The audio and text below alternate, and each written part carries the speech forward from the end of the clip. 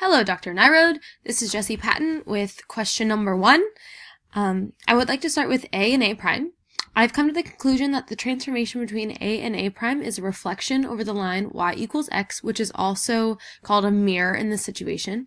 When I turn tracing on and create a square with A, it becomes evident that this square is the exact same size and it was created in the same amount of time. However, it was reflected over this center line, y equals x, which could also be called a mirror in this instance. I also know that as I move A one direction, A prime moves the opposite direction, reflected over that line, which could also be called a mirror, which is why I think that it is a reflection.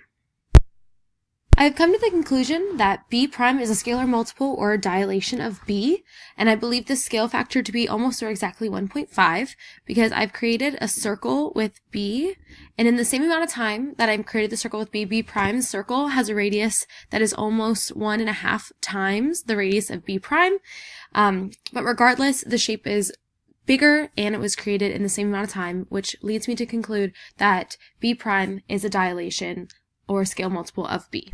I believe that C and C prime are related by a rotation of 180 degrees. I drew this circle, and as I move C around the circle, C prime is always 180 degrees away from C. So if C is at pi over 2, C prime is at 3 pi over 2, and I believe that the center of this rotation is right here in the center, because regardless of where C is, C prime is rotated 180 degrees away from C.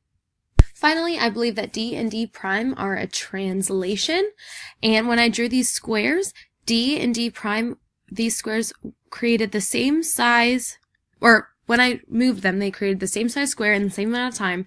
However, the points of each corner are exactly this vector away from each other. No matter where I move them, they are exactly that length from D to D prime, no matter what, which leads me to conclude that D and D prime are a translation. Moving on to part B, I need to find the vector that represents the translation between A and A prime.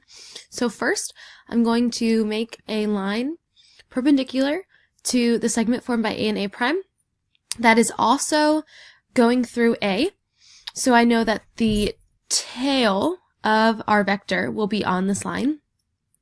I also am going to do the same thing, but with the line through A prime, of where the tip will be of the vector.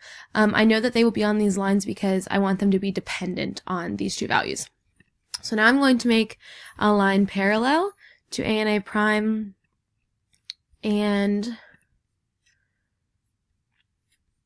there we go. The segment from these 2 points is going to represent our vector. And I know this because when I found the length from A to A prime and the length of our vector, no matter where I move A or A prime, that vector is going to move accordingly in the same length as the 2 points, which leads me to the conclusion that this vector is an accurate representation of this translation. For this section of question 1, I want to use the perpendicular bisector to locate the mirror between the reflection of A and A prime. I know the perpendicular bisector will work because it is a line that bisects the segment from A to A prime, and the key thing about a mirror is that A and A prime are equidistant no matter where you move one or the other. So I know that this line, this mirror, will be exactly the same distance from A and A prime at all times, no matter what. So that is where I believe the mirror is. For part D of question number 1, I need to find the angle of rotation that is exactly 310 degrees. So I want to make a perpendicular line between A and A prime. Oh, not that. That's better. So that I know that C is going to be on this line, which is going to be our x-axis. Making this perpendicular leads me to the conclusion that the angle that will be formed by the x-axis in the segment AC or AA prime will be a 90-degree angle. Now, if we know that the angle of rotation is 310 degrees, it means from this point A, the angle all the way around here will be 310 degrees. Now that means the remaining angle here will be 50 degrees. So if we have a 90-degree angle and a 50-degree angle, and all of the interior angles add up to 180, that means that this angle right here will be 40 degrees. So in order to do that, I need to measure out an angle that is somewhere on this line that leads this to be 40 degrees.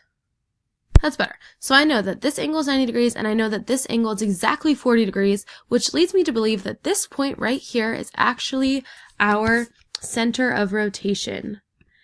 I can check this by measuring this interior angle to be exactly 50 degrees, as well as the angle of rotation itself from A to A prime is 310 degrees. So I know that the center is exactly at this point C.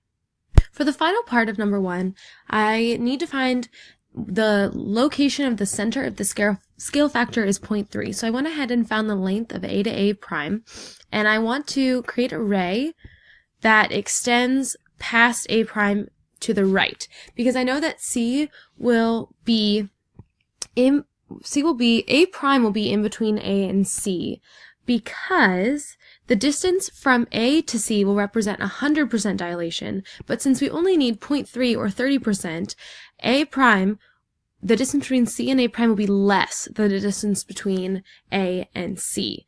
The distance between A and A prime will be 0.7, and the distance between A prime and C will be 0.3. I went ahead and measured that this distance is 6.01, so having done my math, if I set a proportion of 6.01 over 0.7 equals x over 0.3, when I calculated that, I got that the distance from A prime to C is 2.57. So I used a length tool to find that the point C, which is our center point, is exactly 2.57 in distance, which is 0.3% of this entire distance, can apparently a point according to my calculations. So this is the exact center of this dilation with a scale factor of 0.3.